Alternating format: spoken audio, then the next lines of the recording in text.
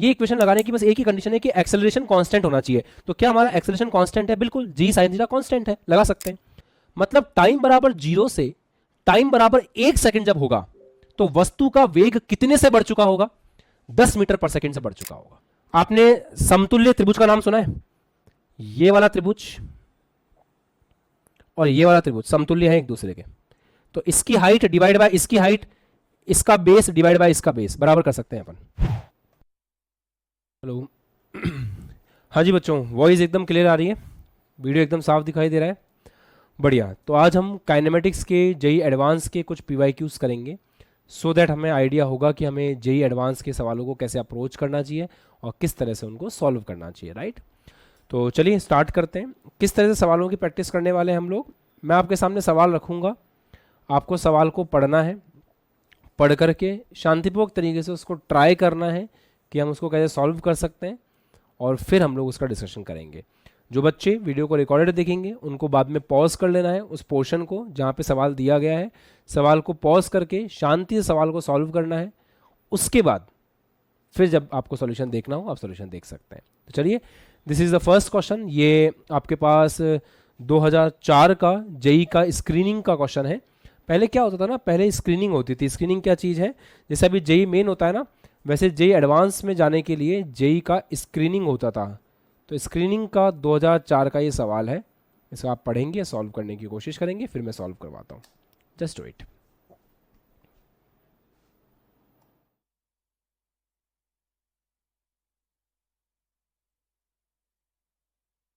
जो बच्चा सवाल को बना लेता है एक बार हैंड रेस कर देगा, अपन पूछ लेंगे क्या आ रहा है आंसर, है ना?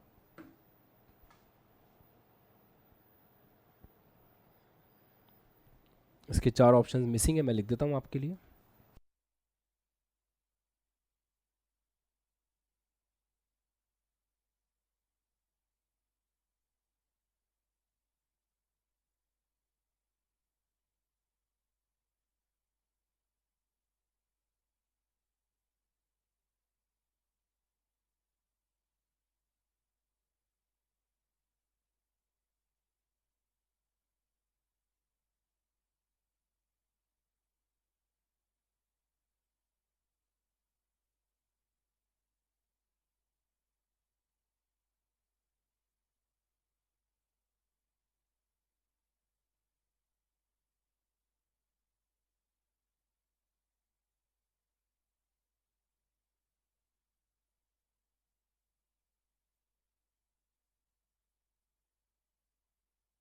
कोई दिक्कत नहीं है, रजिस्टर दिखा दो। ठीक है, गुड।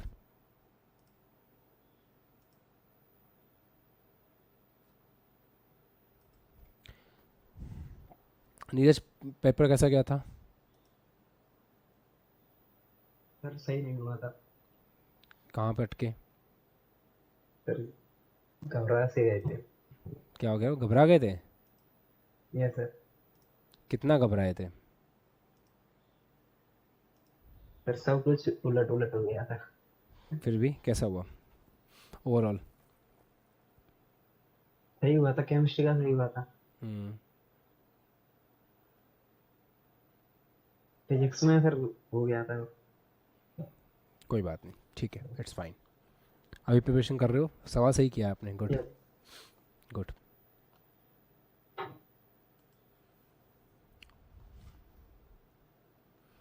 जिस भी बच्चे का आंसर आ जाए just raise your hand and do the question.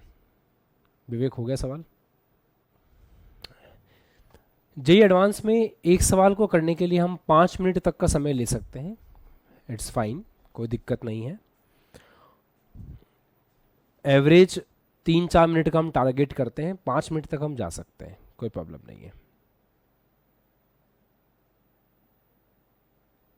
और एडवांस के सवालों में ना बच्चों को घबराहट ज़्यादा दी जाती है।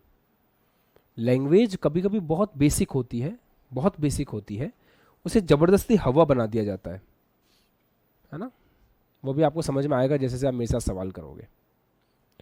राजा, क्या स्थिति? हो गया सवाल? चल रहा है?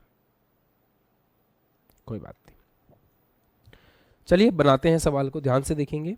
अब जितना हुआ ठीक है, नहीं हुआ ठीक है, आ जाओ। क्या पढ़ रहा है? सवाल को मैं उस तरीके से पढ़ के बताऊंगा जैसे सवाल है, और इसलिए मैंने एडवांस के सवाल को ना इंग्लिश में भी लेकर के आया हूँ, सो दैट आपको पता चले इंग्लिश में लैंग्वेज क्या थी। एक ब्लॉक जो है वो समय t बराबर 0 पर विरामावस्था से शुरू होकर एक चिकने झुकाव वाले तल पर नीचे की ओर गति कर रहा है, मतलब इंक्लाइंड प्लेन पर गति कर रहा है ऐसे।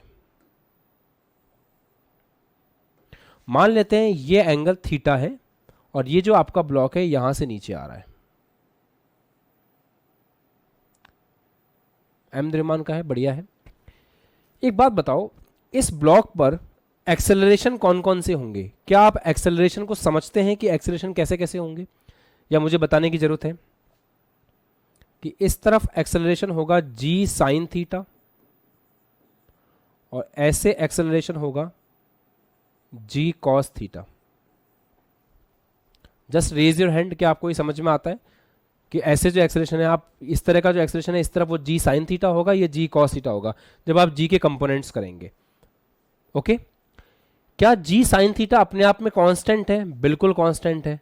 तो g साइन थीटा अपने आप में कांस्टेंट है।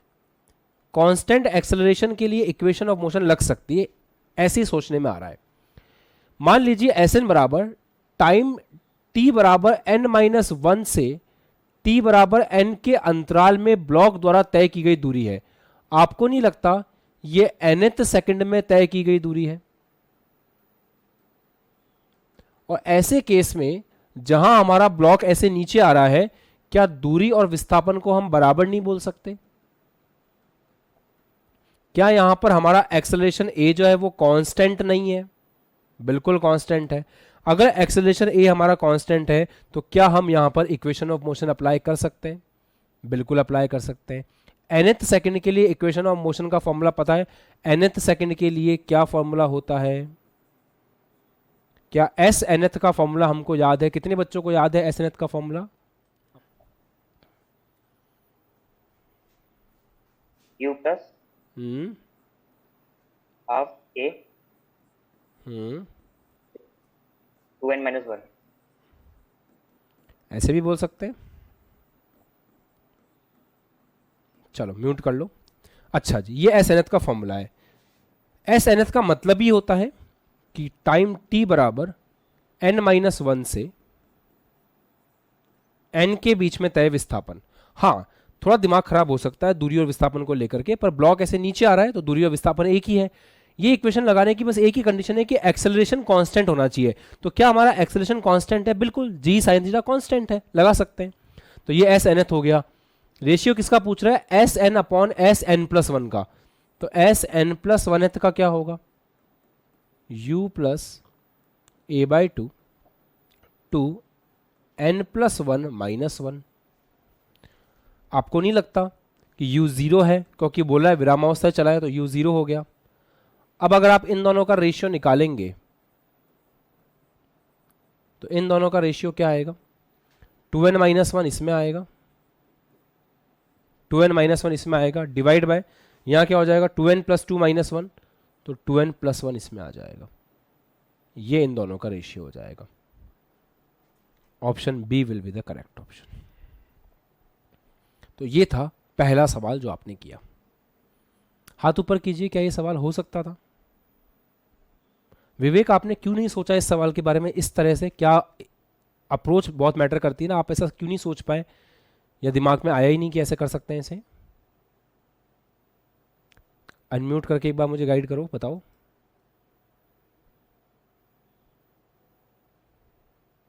हेलो,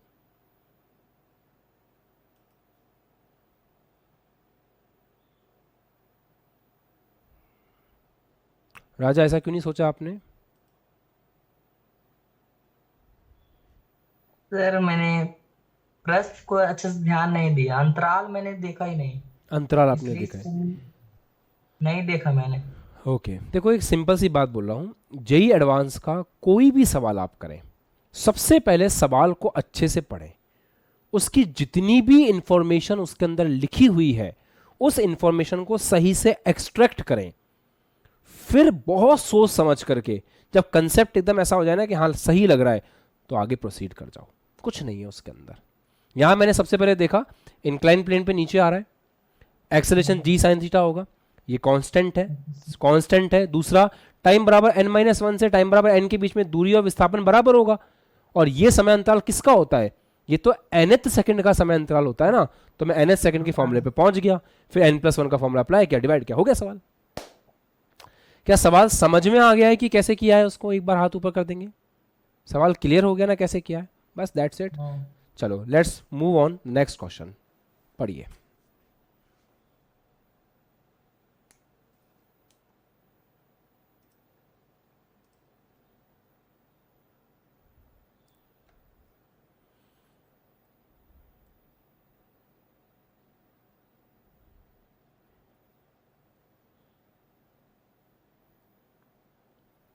ये भी जेई की स्क्रीनिंग का सवाल है।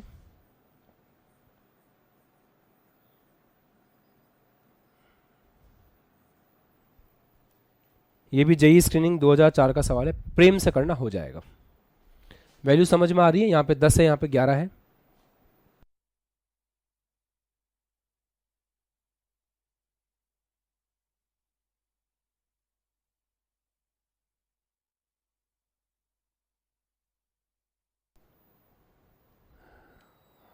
जिसका आ जाए हैंड रेस करेंगे। नितिन,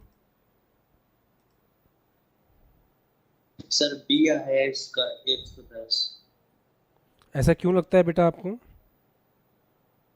सर इसमें v बराबर u प्लस 80 वाला फॉर्मूला लगाते। v बराबर u प्लस 80 वाला फॉर्मूला लगाते हैं। अच्छा बेटा नितिन बालक, v बराबर u प्लस 80 का फॉर्मूला कब लगाते हैं बेटा? इक्वेशन ए कांस्टेंट होता है। इक्वेशन ऑफ मोशन के बारे में अगर आप सोच रहा है कोई बालक, अगर कोई बालक इक्वेशन ऑफ मोशन के बारे में सोच रहा है, तो इक्वेशन ऑफ मोशन तब लगता है जब ए कांस्टेंट हो। नितिन बच्चा, क्या ए कांस्टेंट है यहाँ पर? No sir. ए तो घट रहा है समय के साथ साथ, देखो। Yes sir, yes. तो बात खत्म, कुछ और सोचिए।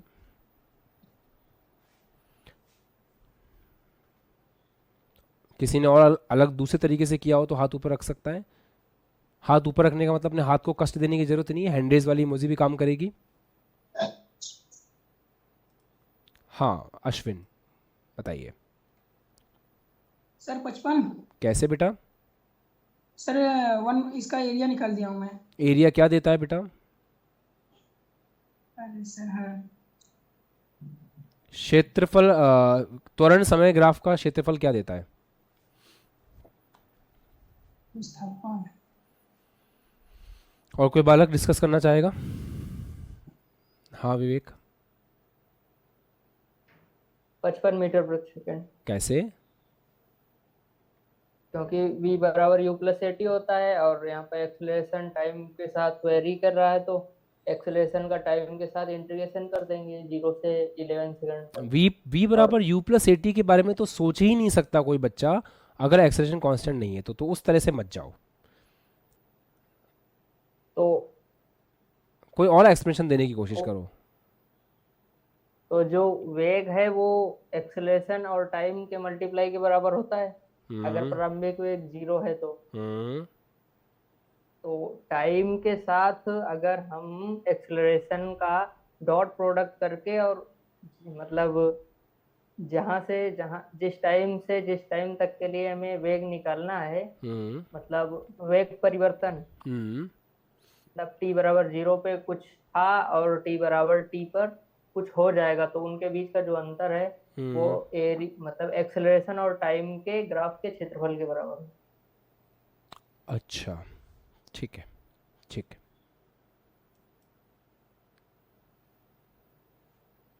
विक्रम। हेलो सर, नमस्ते। नमस्कार बेटा, बताओ। सर मेरे 55 मीटर पर सेकंड आया है। कैसे और क्यों? सर जो ये 80 का ग्राफ जो दे रखा है, इसका क्षेत्रफल में वेग में परिवर्तन को बताता है। ठीक है sir. v final minus v initial बराबर आ जाएगा 50 मीटर पर सेकंड। तो आप कैसे कह सकते हैं कि v फाइनल ही मैक्सिमम होगा? देखो ना, एक कण आराम से विरामावस्था में, मतलब ये बात सही है कि u इज इक्वल टू 0 है, ठीक है। इस ग्राफ का अब मैं सवाल सॉल्व करवा रहा हूँ, ध्यान से सुनेंगे, और मैं और विक्रम थोड़ी बहसबाजी करने वाले हैं ना, देखिएगा। ये इस ग्राफ का क्षेत्रफल आपको वेग में परिवर्तन देगा, तो इस ग्राफ का क्षेत्रफल देगा वेग में परिवर्तन। चलिए, वेग में परिवर्तन देगा, मतलब इस ग्राफ का क्षेत्रफल होगा v final minus v initial is equal to, इस ग्राफ का क्षेत्रफल हो जाएगा half into 10 into 11 that is 55। प्यारे बच्चे, v फाइनल जो है वो निकालना है, v इनिशियल 0 है तो v फाइनल आ गया 55। पर सवाल ने आपसे v फाइनल नहीं पूछा, v फाइनल 11 सेकंड पर जो वेग है वो है, इस समय जो वेग है वो आपका निकल के आया है 55 मीटर पर सेकंड। आप ऐसा कैसे बोल सकते हैं कि वही अधिकतम वेग है? तो मैं एक काम करता हूं, आपको बिल्कुल फंडामेंटल अप्रोच से सोचना सिखाता हूं कि इस सवाल के लिए बिल्कुल फंडामेंटल अप्रोच क्या हो सकती है। ध्यान से सुनना, एक सवाल अगर मैं कराता हूं ना तो उसमें मैं आपको बहुत सारे कंसेप्ट सिखा सकता हूं, अगर वो एडवांस का सवाल है तो। शुरू करते हैं। मैंने इस सवाल को देखा, मुझे ये बात समझ में आई कि एक कण आरंभ में विरामावस्था में है, ये एक रेखीय त्वरण ए के अधीन है जैसा कि चित्र में दिखाया गया है। कण द्वारा प्राप्त अधिकतम गति कितनी है? ठीक है, कण हमारा ये रहा, u बराबर 0 है, शुरुआती वेग 0 है, त्वरण इस दिशा में है, मान लेते हैं वेग भी इसी दिशा में है, क्योंकि वेग अगर पॉजिटिव है तो त्वरण भी पॉजिटिव है। तो पहली बात तो कोई विद्यार्थी अगर यह सोच रहा है यहां पे बैठ करके कि त्वरण ऋणात्मक है, तो माफी चाहूंगा, त्वरण ऋणात्मक नहीं है। एक्सेलरेशन y एक्सिस पे है और पॉजिटिव y एक्सिस पे ही है, कम हो रहा है समय के साथ, इसका मतलब यह नहीं होता है कि ऋणात्मक है। तो समय के साथ कम होने का मतलब ऋणात्मक होना नहीं होता। त्वरण जो है वो धनात्मक है, v भी धनात्मक है। हां, यह है कि त्वरण समय के साथ घट रहा है, यह बिल्कुल सही बात है। चलो शुरू करते हैं। समय बराबर 0 पर त्वरण है 10 मीटर पर सेकंड स्क्वायर, मतलब टाइम बराबर 0 से टाइम बराबर 1 सेकंड जब होगा तो वस्तु का वेग कितने से बढ़ चुका होगा? 10 मीटर पर सेकंड से बढ़ चुका होगा। भाई त्वरण का मतलब क्या होता है? वेग में परिवर्तन। तो टाइम बराबर 0 पर वेग 10 है, तो जैसे ही आप टाइम बराबर 1 सेकंड की बात करोगे वस्तु का वेग कितना हो चुका होगा? 10 हो चुका होगा। हेलो, यहां तक सबको समझ आता है? Very good. अगले सेकंड वस्तु का वेग, वस्तु का त्वरण घट करके 9 मीटर पर सेकंड हो गया मान लेते हैं। तो अगले 1 सेकंड में वस्तु का वेग, अगले 1 सेकंड में वस्तु का वेग कितने से परिवर्तित होगा? पहले 10 से हो रहा था, अब 9 से होगा, पर त्वरण अभी भी है तो वेग तो बढ़ेगा। अगले 1 सेकंड त्वरण घट करके कितना हो गया? 8 मीटर पर सेकंड हो गया। तो अगले 1 सेकंड वेग कितने से बढ़ जाएगा? 8 मीटर पर सेकंड से बढ़ेगा, पर त्वरण तो अभी भी है, वेग तो बढ़ेगा ही बढ़ेगा। आगे बढ़े, थोड़े और टाइम बाद में त्वरण हो गया 4, तो अगले 1 सेकंड जो होगा वस्तु का वेग 4 मीटर पर सेकंड से बढ़ेगा, पर बढ़ेगा तो सही, त्वरण तो अभी भी है। उसके अगले सेकंड त्वरण 2 हो गया, वस्तु का वेग अब 2 मीटर पर सेकंड से बढ़ेगा, पर बढ़ेगा तो सही, त्वरण तो अभी भी है। टाइम बराबर 11 सेकंड आ गया, टाइम बराबर 11 सेकंड पे वस्तु का त्वरण 0 है, मतलब टाइम बराबर 11 सेकंड पे वस्तु का जो भी वेग था अब उस वेग में वृद्धि नहीं हो सकती क्योंकि त्वरण गायब हो चुका है। तो वस्तु का अधिकतम वेग कितने समय पे आकर के मिला? 11 सेकंड पर आकर के मिला। तो 11 सेकंड पर जो वेग है वही वस्तु का अधिकतम वेग है। डन। इस ग्राफ का क्षेत्रफल हमें देता है वेग में परिवर्तन, मतलब 11 सेकंड का वेग माइनस 0 सेकंड का वेग बराबर हो गया क्षेत्रफल। तो v फाइनल ही v मैक्सिमम है, बस इस बात को फील करना था, आंसर आपका निकल करके आ जाता। त्वरण का नेगेटिव होना अलग बात है, त्वरण का घटना अलग बात है। आप बात को समझो। मैं एक दिन में 4 कक्षाएं ले रहा हूं, अगले दिन में 3 कक्षाएं ले रहा हूं, उसके अगले दिन में 2 कक्षाएं ले रहा हूं, उसके अगले दिन में 1 कक्षा ले रहा हूं। क्या आप ऐसे बोलोगे कि हमारा ज्ञान नेगेटिव हो रहा है? या ये बोलोगे कि सर पहले दिन हमने 4 लेक्चर अटेंड करके जितने टॉपिक सीखे अगले दिन 3 लेक्चर में उससे कम टॉपिक सीख पाए, पर सीखे तो सही। उसके अगले दिन हम 2 ही टॉपिक सीख पाए, पर सीखे तो सही। उसके अगले दिन 1 टॉपिक सीख पाया, सीखे तो सही। कुछ वैसा ही था यहां पे। समझ आ गया सभी को? पर हां, ये सही है कि एडवांस के सवाल में हम जितना गंदे से गंदा सोच सकते हैं हमें सोचना चाहिए। अगर कोई बच्चा डॉट प्रोडक्ट से, इंटीग्रेशन से आंसर तक पहुंच रहा है, अप्रोच सही हो सकती है, पहुंच जाएगा। विवेक का आंसर पहले 55 आ रहा था, सही था, पर उतना कॉम्प्लिकेटेड सोचने की भी जरूरत नहीं है, ये सिंपल है, इतना मुश्किल नहीं है ये। इसलिए मैंने आपको एक बात बताई थी कि कभी भी ये मत सोचा करो कि ए नेगेटिव है मतलब वेग घटेगा, ए पॉजिटिव मतलब वेग बढ़ेगा। चेक कर लिया करो एक बार सिचुएशन को। अभी इसमें किसी को कुछ पूछना है? विवेक कुछ बोलना है? देखते हैं, बताओ। जी सर, बोलना है। हाँ बोलिए। मैंने ये कहा था कि वेलोसिटी को हम जिस डायरेक्शन में देख रहे हैं उसके विपरीत दिशा में एक्सेलरेशन। इस बात को कैसे जस्टिफाई करोगे? सवाल ने तो नहीं बोला ऐसा। ऐसा हमें दिख रहा है ना ग्राफ में। कोई बात नहीं, उससे भी क्या फर्क पड़ जाता है। आपने इस डायरेक्शन को चलो नेगेटिव मान लेते हैं, समय बराबर 0 पर। एक बात बताओ, एक कार है, सुनो सुनो सुनो, एक कार है, इस कार का त्वरण 10 मीटर पर सेकंड है क्योंकि एक्सेलेरेटर अच्छे से दबा हुआ है आगे की तरफ। धीरे धीरे कार का त्वरण कम करते रहे, एक्सेलेरेटर कम करते जा रहे हैं, तो आप कैसे 100% श्योर हो कि एक्सेलरेशन वेग के अपोजिट है? नहीं है वेग के अपोजिट। लो इस एग्जांपल में कहां दिख रहा है ये चीज? नहीं है, दिख रहा है। कैसे? मैं दिखाऊं? हाँ बताओ। देखिए, यहाँ पे टाइम बराबर 0, मतलब 0 सेकंड पे वेलोसिटी 0 दी गई है। हाँ अगर हम ये जो वेलोसिटी और टाइम के बीच का ग्राफ दिया गया है, नहीं दिया गया है, एक्सेलरेशन समय ग्राफ है ये। वही तो गलती हो गई। बस एक्सेलरेशन समय ग्राफ है, तभी तो उसका क्षेत्रफल को वेग में परिवर्तन बोल रहा हूं मैं यही तो समझाना चाह रहा हूं। वेग समय ग्राफ दिया होता तब तो मैं आपसे बहस करता ही नहीं, आपकी बात सही मान लेता। ये तो एक्सेलरेशन टाइम ग्राफ है। एक्सेलरेशन टाइम ग्राफ आपको कैसे बता सकता है कि आपका वेग ए के अपोजिट है कि नहीं है? इसलिए मैं बोल रहा था।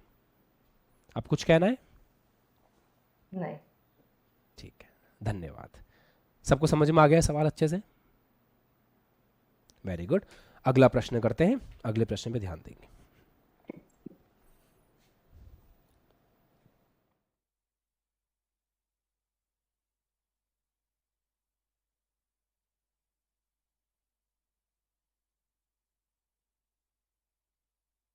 ये वाला सवाल करो, पहले ये वाला सवाल करो आप। क्वेश्चन नंबर 6 ये ट्राई करो,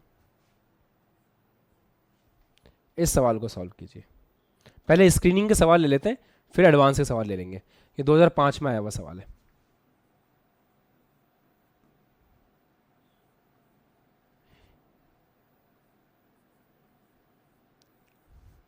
कर लीजिए इसको।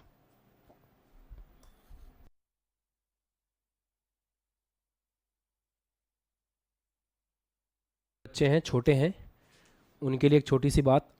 अगर ये एक्स एक्सिस है, ये वाई एक्सिस है, ये ए है, ये बी है, तो इसकी इक्वेशन होती है एक्स अपॉन ए प्लस वाई अपॉन बी बराबर 1। ये इंटरसेप्ट फॉर्म बोलते हैं इसको। इसकी इक्वेशन ऐसी दिखती है कुछ कुछ, ठीक है। तो ये एक हिंट है आपके लिए। किसके लिए? आशा बैच के बच्चों के लिए हिंट है। अटल बैच वालों को तो ये बात पता होनी चाहिए। मैथमेटिक्स पढ़ चुके हो तुम गधों हो पूरी की पूरी।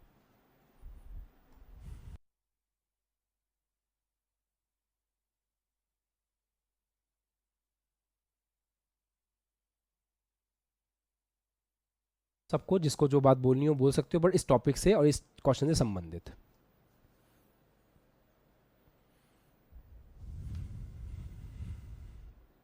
Option D. ऑप्शन डी लग रहा है आपको?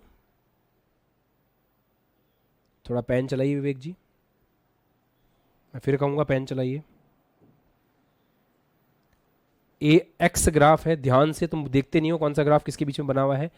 ये ए और एक्स के बीच का ग्राफ है। शायद आपको टी दिख रहा हो, ऐसा नहीं। जो भी बोलना चाहे बोल सकता है, कोई दिक्कत नहीं है। वंशिका कुछ कहना है?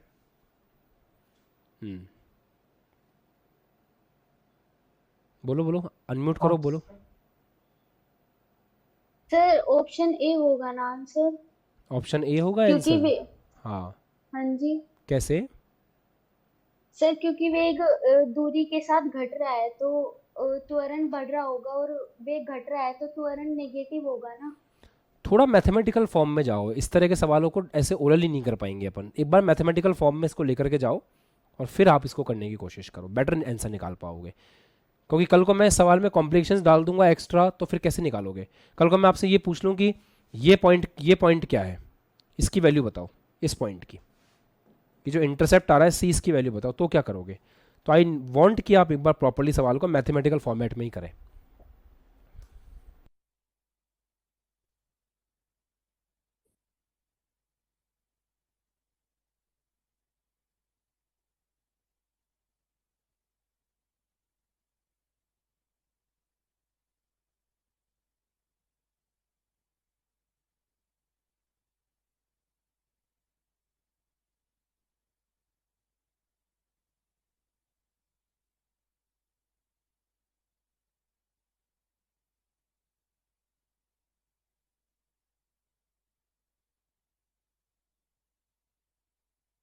डी ऑप्शन सही है। सर ये ऑप्शन सही है इसका। ए ऑप्शन किसने बोला है? ये ऑप्शन सही है। ए ऑप्शन किसने बोला है? थोड़ा हमारा देख लीजिए तो। हर्ष ने बोला सर। हर्ष दिखाओ कॉपी।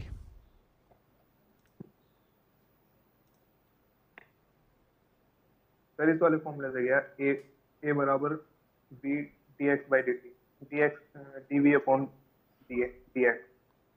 डन, परफेक्ट है। DID का ऑडिशन नहीं, तो मैं आपको बोलता मुंबई आ रहे हो। ठीक है, चलिए, और कोई बालक?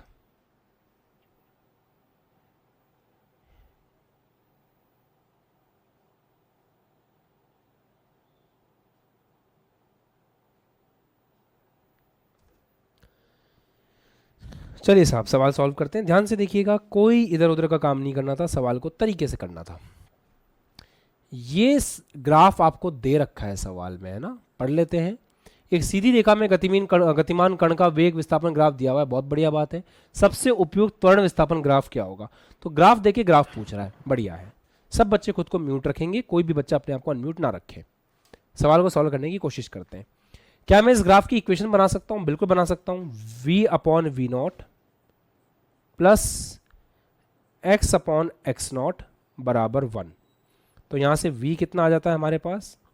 वी नॉट, बोर्ड नहीं दिखाई दे रहा है। बोर्ड दिखाई नहीं दे रहा है? एक सेकंड,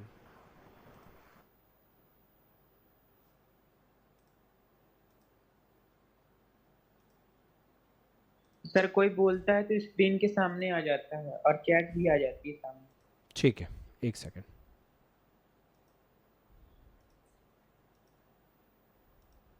अब ठीक है, देखो एक बार वापस देखते हैं, इसकी इक्वेशन बनाते हैं यहां से।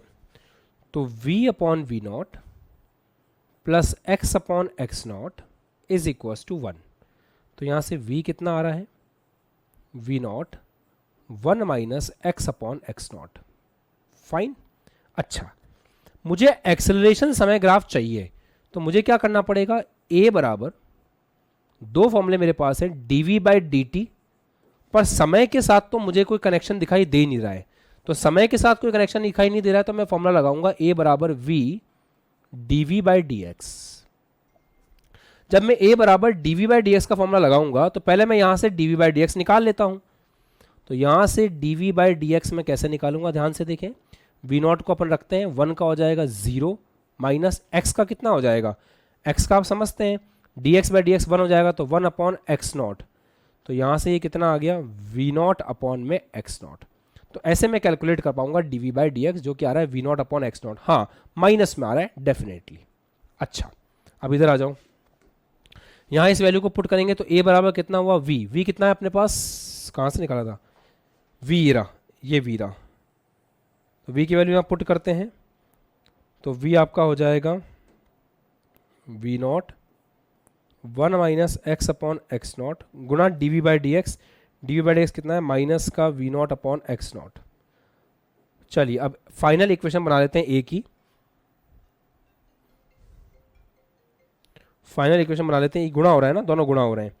तो फाइनल इक्वेशन बनाते हैं, तो v नॉट का स्क्वायर, तो ये गया v नॉट का स्क्वायर अपॉन एक्स नॉट, ठीक है, माइनस में, प्लस में, minus minus plus, v naught का square into x upon x naught का स्क्वायर। अच्छा, इसको अगर y is equals to c plus m x से देखें तो c आ रहा है माइनस का वी नॉट का square upon x naught, x की जगह x से स्लोप आ रहा है पॉजिटिव, तो पॉजिटिव स्लोप के लिए ग्राफ ऊपर जाना चाहिए। तो पहली बात तो इंटरसेप्ट नेगेटिव होना चाहिए, ग्राफ ऊपर जाना चाहिए। तो इंटरसेप्ट पॉजिटिव ये गलत, इंटरसेप्ट नेगेटिव ये तो हो ही नहीं सकता, इंटरसेप्ट नेगेटिव ग्राफ ऊपर जाना चाहिए तो ये भी नहीं हो सकता। इंटरसेप्ट नेगेटिव, और मैं बता सकता हूं कि ये इंटरसेप्ट कितना होगा, ये होगा माइनस का वी नॉट का स्क्वायर अपॉन एक्स नॉट, और ये ऊपर जाएगा। Option A is the correct option, option A is the correct option. तो माइनस का v naught square upon x naught plus का v naught square upon x naught का square into x, ये आपका सही आंसर था। कोई डाउट है तो आप अपने आप को अनम्यूट करके पूछ सकते हैं, नहीं है तो अपन अगले सवाल की तरफ जंप करेंगे। Tell me. सर मैं ऐसे ही बनाया था। अच्छी बात है, आपने ऐसे ही बनाया था तो परफेक्ट है। एक बार देख लीजिए यहाँ। सर ये v upon V naught plus x upon x naught equal to 1 नहीं समझ में आया। क्या क्या क्या वापस बोलो। Sir v upon V naught plus x upon x naught equal to 1। Hint, अगर ऐसी स्ट्रेट लाइन होती है तो इसकी इक्वेशन ये होती है। तो यहाँ पे स्ट्रेट लाइन ऐसी तो जा रही है, y upon Y naught Y upon B, यहाँ पे जो है y अपॉन बी बराबर x upon A is equal to 1, ये रहा ना। तो इसी से मैंने इक्वेशन बनाई है।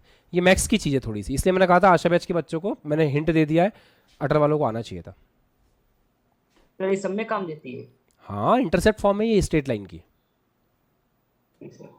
ठीक है, चलो म्यूट कर लो सब लोग खुद को।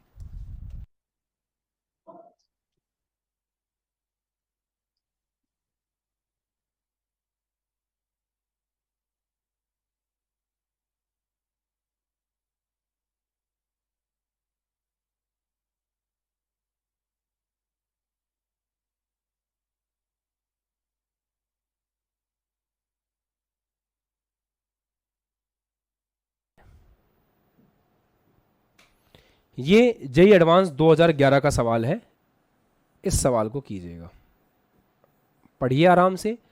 दोनों में लिख के दिया है, हिंदी में भी इंग्लिश में भी, ताकि भाषा बैरियर ना बने और आप समझ सको अच्छे से। करो।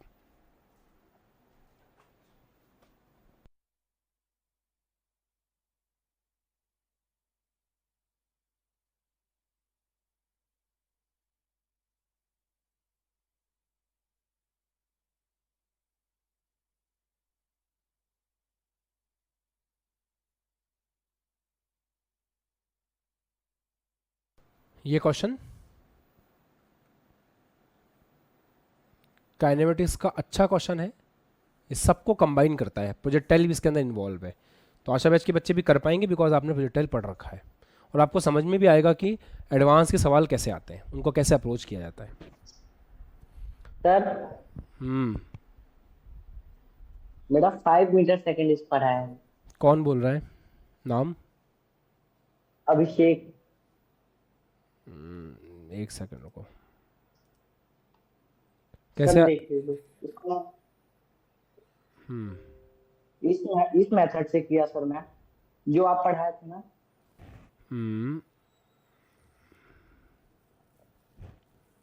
आपने त्वरण कितना लिया?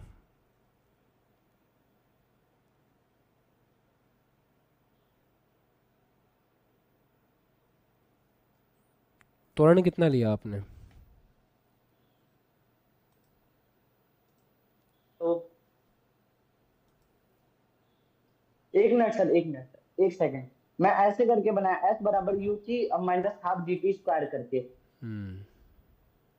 10 मीटर सेकंड स्क्वायर। फिर त्वरण लास्ट में निकाला, त्वरण को शून्य मान लिया 0। इसके बाद 1 sin 60 डिग्री यहाँ पे करके ऐसे करके वहाँ।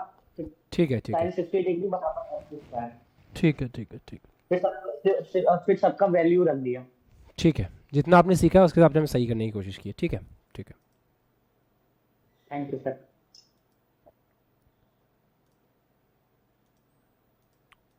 ये सवाल थोड़ा आउट ऑफ द बॉक्स जाएगा सबके लिए, मैं आशा बैच के बच्चों को खासकर वार्निंग दे रहा हूँ, आपके लिए आउट ऑफ द बॉक्स जाएगा। एक पॉइंट ऐसा आएगा जहाँ मैं जो बोलूँगा आपको मतलब मानना ही पड़ेगा उसको, पर ठीक है, इट्स फाइन। करते हैं सवाल, चलो देखो। ध्यान दो, एक रेलगाड़ी है, मैं सवाल को आराम से पढ़ने में बिलीव करता हूँ, कोई जल्दी नहीं है। कहाँ जाना है बेटा?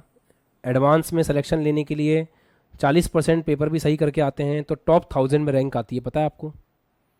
एडवांस का नेचर ऐसा है। 40% 50% पेपर भी अगर आप सही करके आ गए तो आपकी ऑल इंडिया रैंक 1000-1500 के अंदर आने वाली है।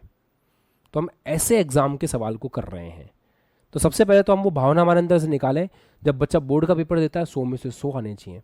जब बच्चा जेईई मेन का पेपर देता है 100% सिलेबस पढ़ा होना चाहिए। जब बच्चा एडवांस सिलेबस की तरफ जाता है उसको समझ जाना चाहिए कि 40% सिलेबस अच्छे से करके चल जाए, वही बहुत है, राइट? तो देखो, एक रेलगाड़ी एक सीधी रेखा में एक त्वरण ए के साथ में चल रही है। तो ये रेलगाड़ी चल रही है साहब, अच्छी बात है।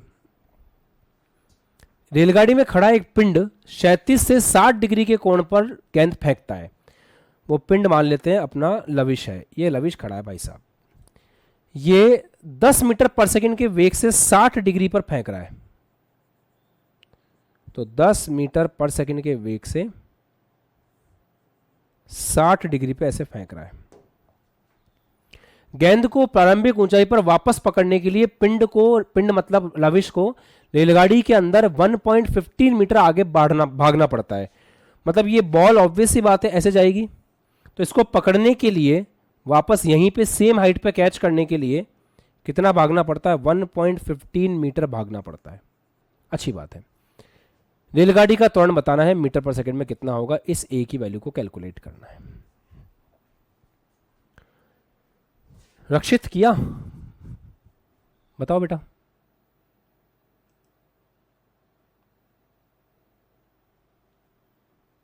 कुछ कहना है? आप अनम्यूट करो पहले खुद को। वहां देखो अनम्यूट का ऑप्शन आ रहा होगा जहां माइक बना हुआ है। अनम्यूट नहीं कर पा रहे हो? अनम्यूट देखो वहां पे अनम्यूट हो। हाँ बोलो, अब बोलो, अब बोलो।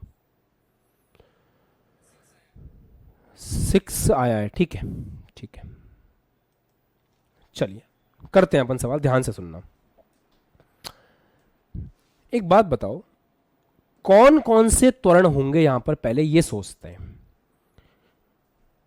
इस वस्तु पर, वस्तु मतलब जो भी है ये, इस पे नीचे की तरफ जी लग रहा होगा। जब तक हमें सवाल में बोला ना जाए ना, तब तक हम ये सोच के रखेंगे इस सवाल के लिए कि हमें जो भी जानकारी दी गई है ना वो ट्रेन के रिस्पेक्ट में दे रखी है। इसका जो वेग दे रखा है 10 मीटर पर सेकंड, वो ट्रेन के रिस्पेक्ट में दे रखा है। ये जो दे रखा है इसके भागने का, ये सब ट्रेन के रिस्पेक्ट में है।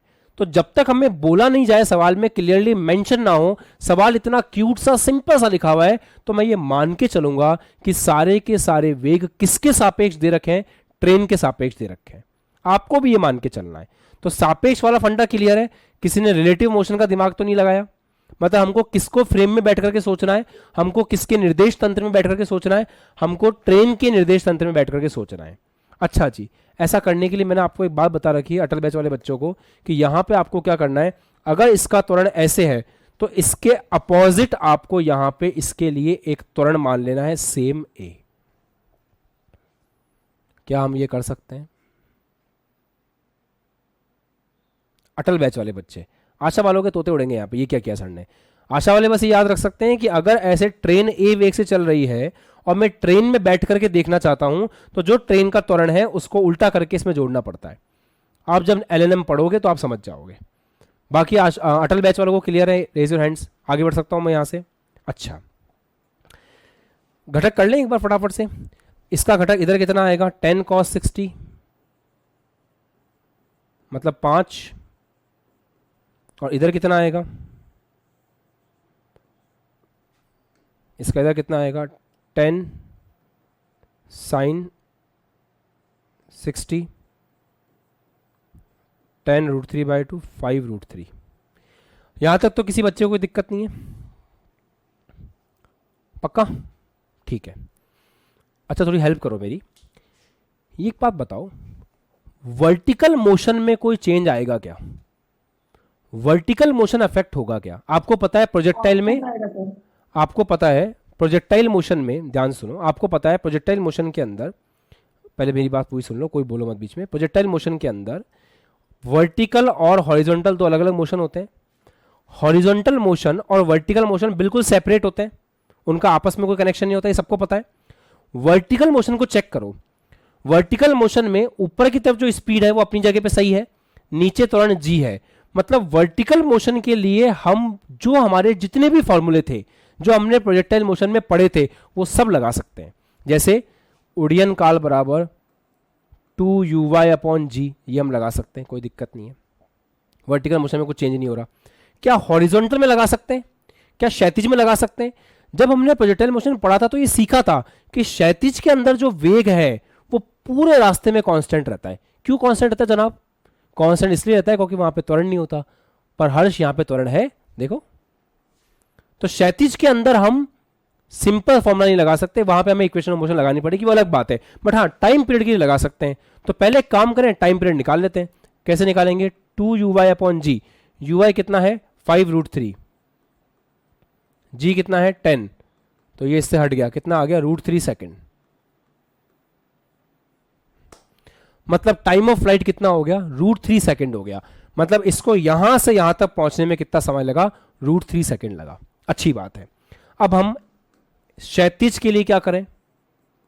क्षैतिज के लिए क्या करें? क्षैतिज के लिए अब हमारे वो कंसेप्ट काम नहीं करेंगे, रेंज का वो फॉर्मूला हमारा काम नहीं करेगा जो हमने बनाया था प्रोजेक्टाइल मोशन में। यहां पे हमें वापस से इक्वेशन लगानी पड़ेगी, s बराबर ut + ½ at²। और आशा बैच के बच्चे ऐसे बहुत सवाल कर चुके हैं प्रोजेक्टाइल में मेरे साथ, तो सीधे इक्वेशन लगाओ, s बराबर ut + ½ at², तो sx बराबर uxt + ½ axt²। चलो लगाओ। sx कितना है? विस्थापन आगे की तरफ, डायरेक्शन मान लो ये डायरेक्शन पॉजिटिव है, ये डायरेक्शन नेगेटिव है। चलो sx कितना है आगे की तरफ? 1.15।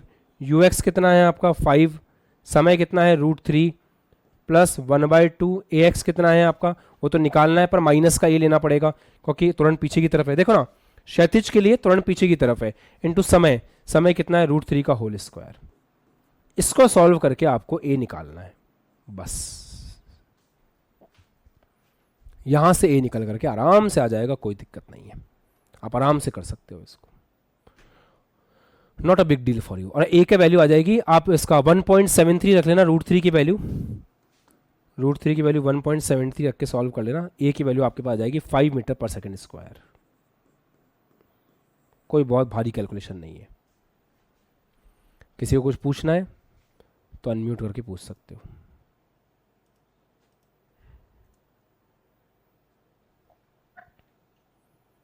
Hello sir. सर मैंने ऐसे ही सवाल किया था। तो आपको ये किसने बताया कि ए पीछे लेना है? सर मैंने ये वाला नहीं लगाया था, बट कॉन्सेप्ट यही था। Very good very good. बस कॉन्सेप्ट का थोड़ा गड़बड़ रहा होगा, बाकी सब ठीक था। और बताओ विवेक, क्या ये रिलेटिव मोशन का है क्या? नहीं, रिलेटिव मोशन का कहां से हो गया? ट्रेन के अंदर बैठ गए ना अपन, ट्रेन के अंदर। इसने हमें सब कुछ ट्रेन के सापेक्ष दे रखा था।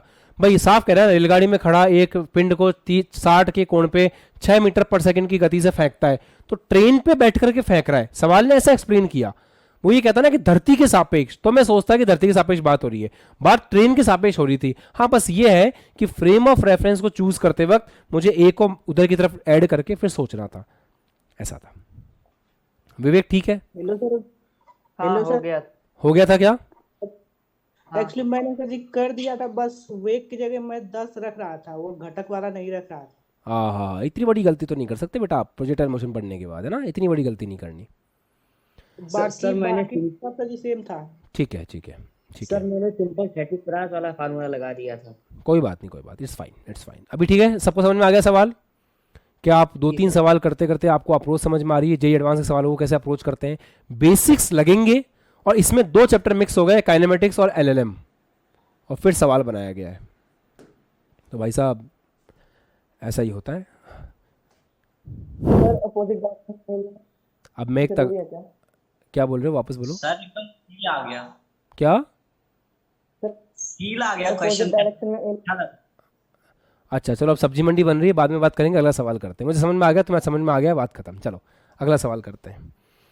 ये सवाल तुम्हारा भेजा फ्राई करने के लिए काफी होगा।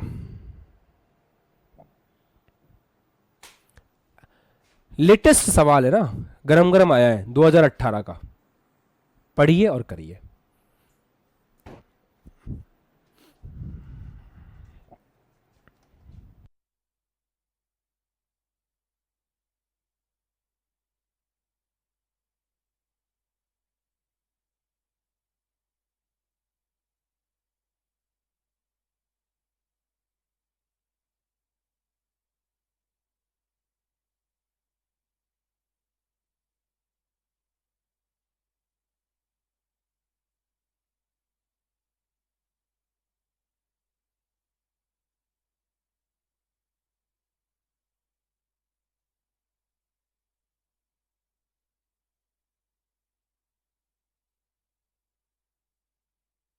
बच्चों को यही पता नहीं होगा बेचारों को आवेग क्या चीज़ होती है, तो डोंट वरी, रिलैक्स। बाकी अटल बैच वाले बच्चे करो, पुराने वाले।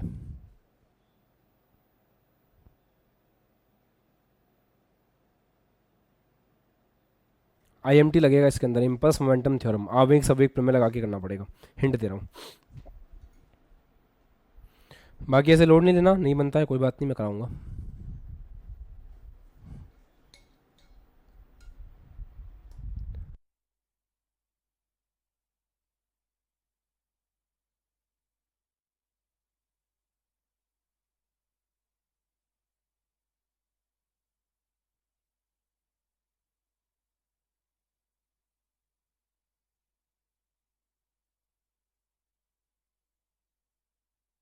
चलो ठीक है, फाइन, करते हैं अपन सॉल्व, है ना। आंसर आया विवेक?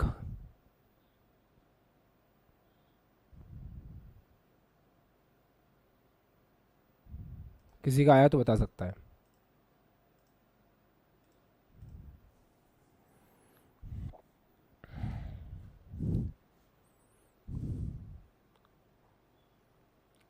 हाँ अभिषेक।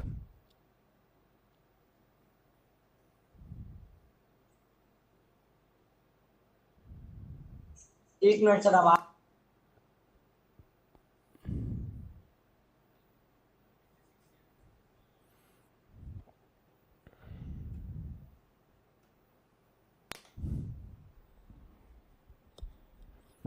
चलो मैं करवा रहा हूँ, कोई बात नहीं, इट्स फाइन। देखें सभी लोग ध्यान से। एक ठोस क्षैतिज सतह पर तेल की एक पतली परत बिछी हुई है। फालतू बात है। कई सवालों के अंदर जबरदस्ती सवाल को अच्छा दिखाने के लिए या फिर बच्चों को जबरदस्ती डराने के लिए तेल बिछा दिया जाता है, कोई मतलब नहीं है उसका। बिछा हुआ है तेल, बिछा रहने दो, हमें क्या मतलब। द्रव्यमान 0.4 kg, 0.4 kg का एक ब्लॉक है जो इसके ऊपर रखा हुआ है, ठीक है। एक आयताकार ब्लॉक इस सतह पर विरामावस्था में है, वेरी गुड, मतलब रेस्ट पर है, ये अच्छी बात है। समय t बराबर 0 पर ब्लॉक पर 1 न्यूटन सेकंड का आवेग लगाया जाता है, इंपल्स। इंपल्स का मतलब क्या होता है दोस्तों?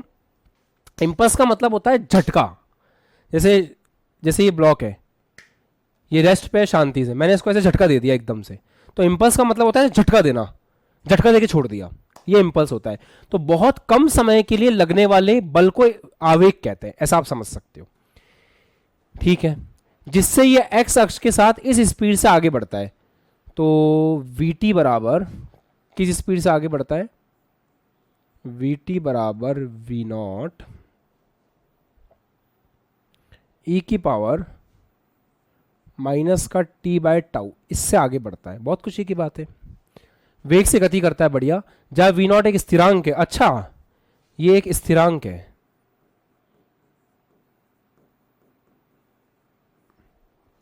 स्थिरांक है, और t बराबर 4 सेकंड पर ब्लॉक का विस्थापन मीटर में इतना इतना फलाना ढिमका है, e की पावर -1 लेनी है। ज्ञात क्या करना है? डिस्प्लेसमेंट ज्ञात करना है ना। टाइम बराबर 4 सेकंड पे ब्लॉक का विस्थापन ज्ञात करना है, ठीक है। विस्थापन की इक्वेशन बनानी है, ठीक है। ये v नॉट जो है ना, पता है v नॉट है क्या? थोड़ा समझते हैं इसको। v नॉट है स्थिरांक तो है वो, ठीक बात है, पर यह है ब्लॉक का प्रारंभिक वेग, विस्कोसिटी से संबंधित है ये ब्लॉक का प्रारंभिक वेग है। अब मिलकर के सवाल को समझते हैं, ध्यान से देखिएगा। आपका ये ब्लॉक था, चुपचाप तेल के ऊपर बैठा हुआ था, अपन ने इसको झटका दिया। जैसे अपन इसको झटका देंगे, क्या ये एक प्रारंभिक वेग ज्ञात करेगा या प्राप्त करेगा? इसको एक प्रारंभिक वेग मिल जाएगा। तुम चुपचाप शांति से बैठे हो, रक्षित को पीछे से आके मैं जोर से धक्का दूं तो क्या रक्षित को एक प्रारंभिक वेग मिल जाएगा? सब मानते हो इस बात को? पहले उसको निकाल लेते हैं कितना मिला। आवेग संवेग प्रमेय क्या बोलती है? आवेग संवेग प्रमेय बोलती है कि impulse is equals to change in momentum. ये आवेग संवेग प्रमेय है। क्या अटल बैच के बच्चों को याद है, पढ़ाया था? आवेग संवेग प्रमेय होती है। इम्पल्स कितना दे रखा है सवाल में आपको, इम्पल्स कितना दे रखा है, इम्पल्स कितना दे रखा है, 1 दे रखा है, तो इम्पल्स 1 है। 1 बराबर संवेग, अंतिम संवेग माइनस प्रारंभिक संवेग। प्रारंभिक का मतलब झटके से पहले और अंतिम का मतलब झटके के ठीक बाद, तो M V minus U is equal to 1। अच्छा, झटके के बाद उसका वेग कितना हो गया, वी नॉट। झटके के पहले वेग कितना था, रुका हुआ था 0, तो यहाँ से वी नॉट कितना आ गया 1/m। अच्छा, m कितना है 0.4, तो ये आ गया 10/4 मतलब 2.5। तो जैसे ही तुमने झटका मारा, झटके मारते ही तुम इस बात को समझ गए क्या कि इसको प्रारंभिक वेग मिल गया होगा 2.5 मीटर पर सेकेंड। हाथ ऊपर करो, कितने बच्चे इस बात को समझ गए। भले हमको इम्पल्स मोमेंटम थ्योरम अप्लाई करना नहीं आता, बट इस बात को तो हम समझ ही सकते हैं कि इम्पल्स मोमेंटम थ्योरम अप्लाई करके आप ये बता सकते हो कि उसके बाद प्रारंभिक वेग कितना आ गया। अच्छी बात है। और ये जो v आया है ये हमारे इसके लिए क्या बन जाएगा, v नॉट बन जाएगा। तो यहाँ से v समय के साथ कितना आ गया, v नॉट मतलब 2.5 e की पावर माइनस का t/τ। अच्छा, v को क्या लिख सकते हैं, dx/dt लिख सकते हैं, बराबर 2.5 e की पावर माइनस t/τ। यहाँ से dx कितना आ जाएगा 2.5 e की power minus t/τ into dt। अब अगर मैं दोनों तरफ इंटीग्रेशन कर दूं तो क्या मैं दोनों तरफ इंटीग्रेशन करके आगे बढ़ सकता हूं। सवाल ने कुछ कुछ इन्फॉर्मेशन दे रखी है। सवाल हमें साफ साफ बोल तो रहा है कि हमें टाइम बराबर 4 सेकंड पर विस्थापन निकालना है। तो 0 से लेकर के मतलब आप इंटीग्रेट कर दो, ये आपका विस्थापन बन जाएगा। बस आप इस 2.5 e की पावर माइनस के t/τ dt को इंटीग्रेट कर दो 0 से लेकर 4 सेकंड के लिए, बात खत्म हो जाएगा। करो इंटीग्रेशन, करो ये वाला, वेट कर रहा हूं तुम्हारा, सॉल्व करो, करो इंटीग्रेशन।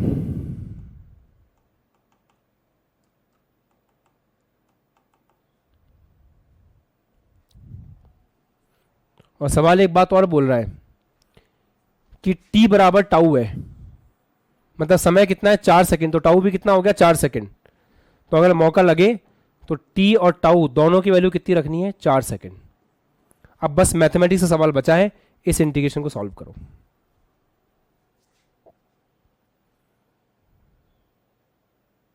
इस इंटीग्रेशन को नितिन सॉल्व करो बेटा फटाफट।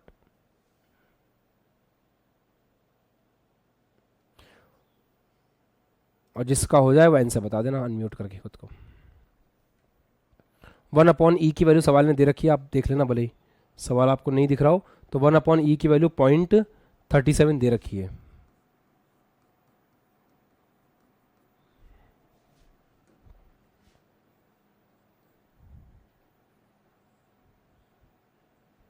$0.63।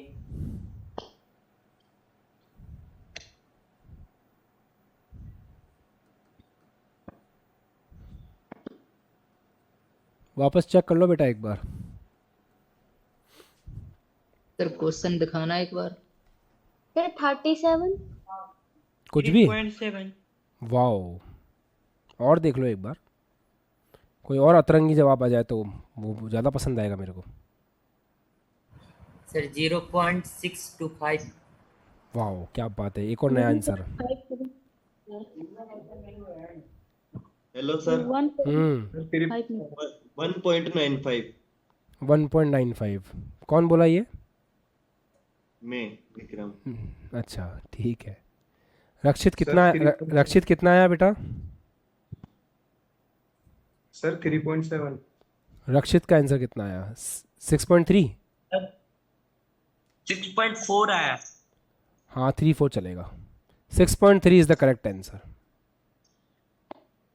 सर मेरा 4 आया। सर 6.75 आ रहा है मेरा। चल रहा है। वाओ क्या बात है।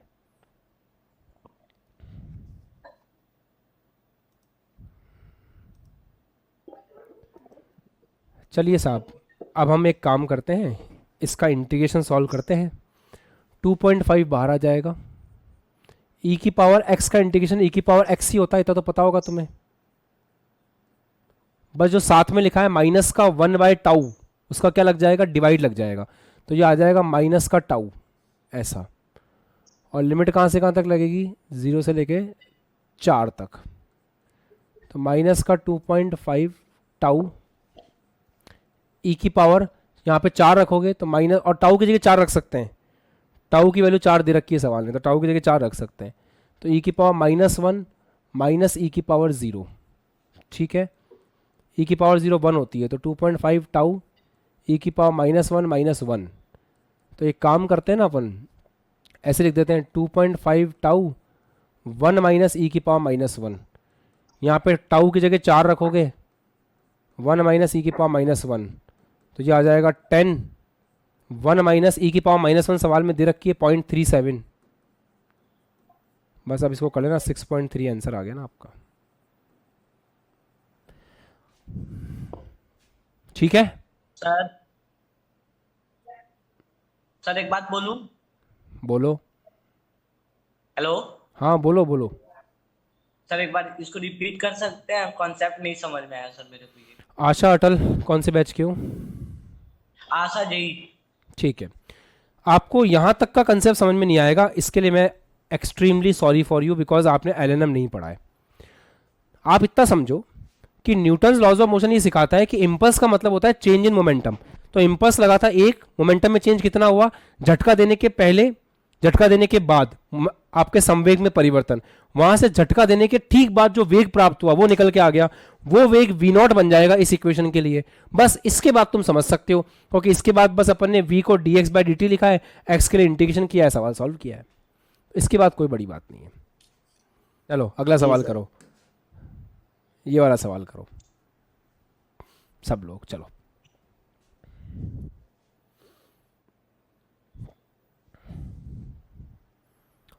ये और भी ताज़ा सवाल है,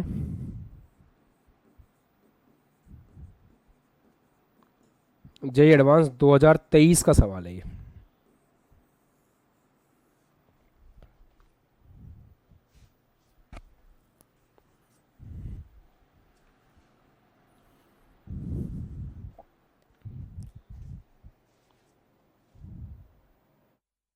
नब्बे मीटर प्रति सेकंड।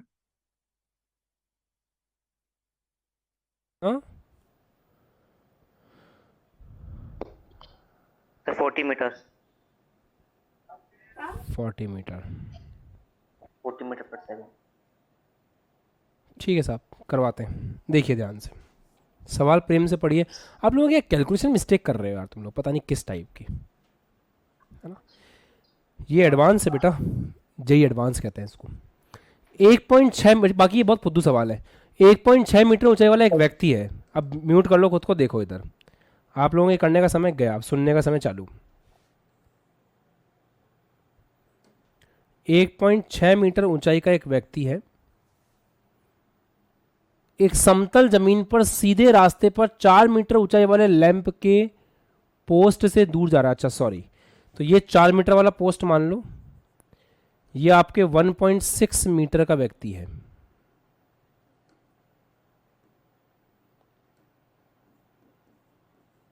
ये ऐसे दूर जा रहा है, यहां पे लैंप है, ठीक है।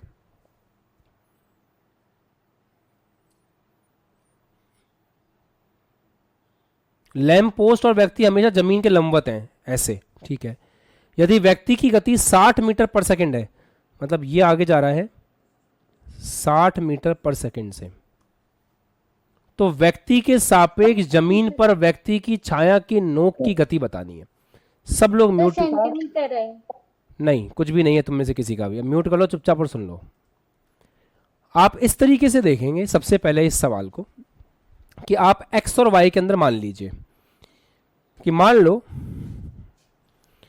इसको आपने बोल दिया, ये जो डिस्टेंस है, इसकी जो स्पीड है, इसकी स्पीड को आप x या y कुछ भी बोल सकते हैं। पहले ये समझो कि लैंप से रोशनी आई, तो लैंप से रोशनी आएगी तो छाया कैसे बनेगी, उसकी छाया का विज्ञान पता है तुम्हें? ये इसकी छाया की नोक होगी, यहां छाया बनेगी इसकी। अगर ये व्यक्ति ऐसे है तो ये व्यक्ति की छाया होगी, ये शैडो है। क्या आपको छाया का विज्ञान पता है सभी को? छाया ऐसे बनेगी। इस छाया का वेग जो है ना वो पूछ रहा है आपसे, इसका वेग v डैश है, ये पूछ रहा है आपसे। ये वेग दे रखा है आपको कितना, 60 मीटर पर सेकंड, v है ना, ये दे रखा है आपको। मान लो ये डिस्टेंस x है, तो ये डिस्टेंस क्या होगा, y।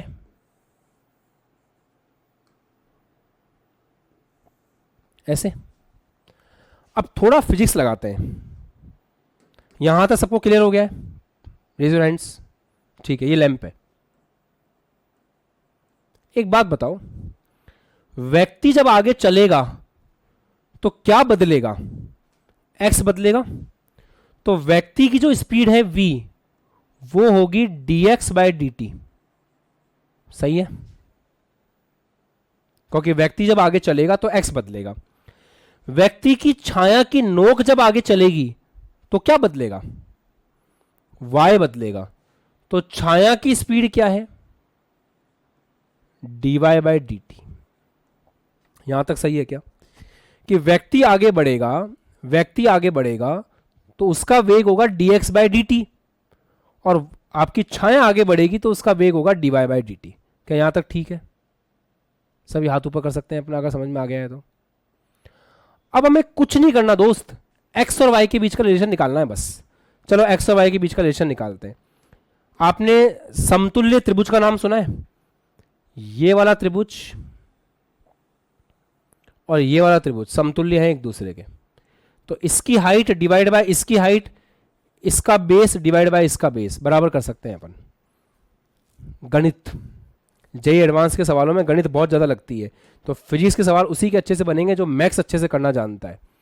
हाँ, तो क्या बोल सकते हैं अपन, 4 upon 1.6, 4 upon 1.6 is equals to, इसका आधार कितना है, इस वाले का आधार कितना है, y डिवाइड बाय इसका आधार कितना है, y माइनस एक्स। ऐसे,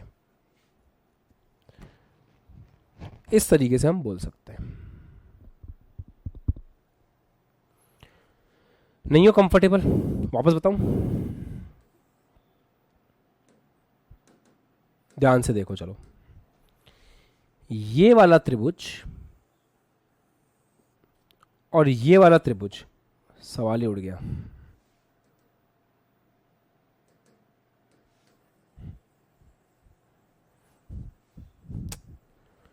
वापस करना पड़ेगा, ऐसे था।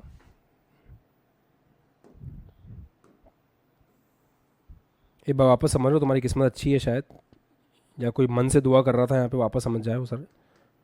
ये लैंप है, लैंप की हाइट है 4 मीटर। यहाँ पे एक व्यक्ति खड़ा है, व्यक्ति की हाइट है 1.6।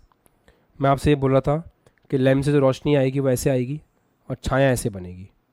तो व्यक्ति की छाया की अगर बात की जाए तो व्यक्ति की छाया ये होगी, ये छाया होगी, ये छाया होगी।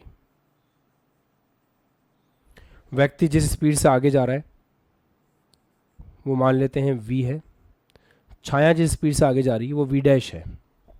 तो मैं ये बात बोल सकता हूँ कि ये डिस्टेंस अगर x है और ये डिस्टेंस अगर y है, तो जिस स्पीड से x चेंज हो रहा है वो व्यक्ति के भागने की स्पीड है, और जिस स्पीड से y चेंज हो रहा है वो छाया के भागने की स्पीड है समय के साथ, है ना।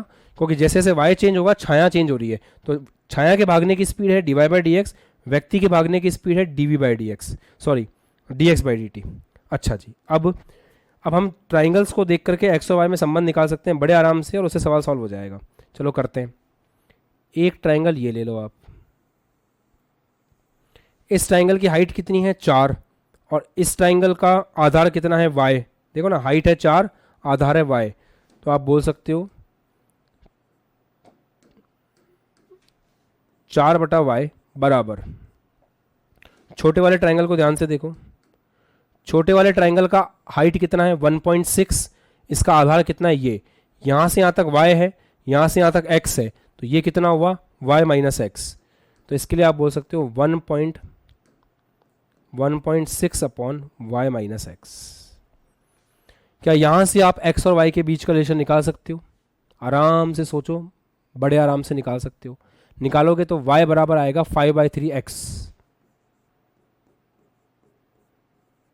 सॉल्व कर लेना अपने हिसाब से बैठ करके। अच्छा, ये आ गया। आपको छाया की स्पीड पूछा है, छाया की स्पीड कितनी होगी? dy/dx। चलो रखते हैं, तो dy/dt यार, dy/dt, हाँ y की जगह रखते हैं d/dt 5/3x, 5/3 बाहर आ गया, ये हो जाएगा dx/dt। dx/dt कितना है? dx/dt सवाल ने दे तो रखा है आपको कि कितनी स्पीड से जा रहा है, 60 की स्पीड से जा रहा है, तो dx/dt 60 है, तो ये हो गया 5/3 × 60, 100 मीटर पर सेकंड की स्पीड, 100 सेंटीमीटर पर सेकंड, क्योंकि अपने सेंटीमीटर में रखा है, 100 सेंटीमीटर पर सेकंड की स्पीड से आगे जाएगा। ये आगे जाएगा 100 सेंटीमीटर पर सेकंड की स्पीड से। ऐसे सवाल करना था।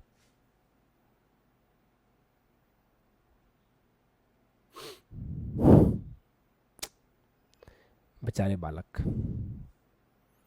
ठीक है, समझ में आ गया? क्या मैं ऐसा करूं, एक सवाल मैं अपने हिसाब से बना के दूं आपको कि भाई ये जो छाया है, इस छाया की ये जो लंबाई l है, ये समय के साथ कैसे बदल रही है? क्या वो निकाल पाओगे? ये जो छाया l है, इस छाया की लंबाई समय के साथ कैसे बदल रही है, क्या ये निकाल पाओगे?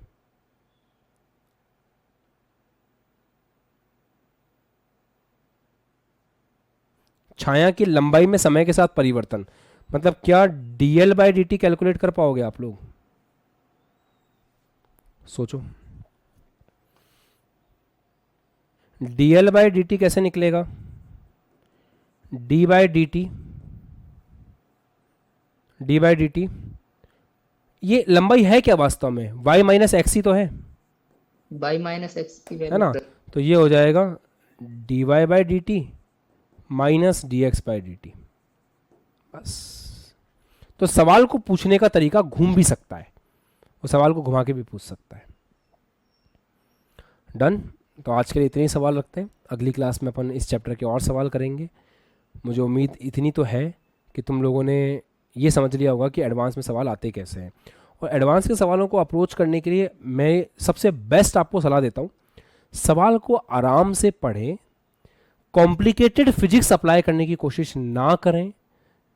कभी भी कॉम्प्लिकेटेड फिजिक्स अप्लाई करके सवाल नहीं बनते हैं, क्योंकि जितना कॉम्प्लिकेशंस लगाओगे उतनी कंडीशंस लगाओगे, जितनी कंडीशंस लगाओगे उनको फिर आगे जाके एलिमिनेट करना पड़ेगा। आराम से करो, और फिजिक्स के सवालों को करते वक्त मैथमेटिक्स की मदद जितनी ले सकते हो उतनी लो, जल्दी बनेंगे फिजिक्स के सवाल, क्योंकि यहाँ पे बतेरा दिमाग लगाया जा सकता है, पर अगर आप मैथमेटिक्स की हेल्प ले लो, तुरंत ज्योमेट्री लगाई, बात खत्म। इसमें अगर फिजिक्स की बात करें तो फिजिक्स एक ही लग रही है इसमें कि वेग बराबर विस्थापन का समय के साथ अवकलन, v बराबर ds/dt, बस। और कोई फिजिक्स है ही नहीं, केवल क्या है इसके अंदर? मैथमेटिक्स। ठीक है, तो मिलेंगे अगली क्लास में। ठीक है, चलो बाय बाय।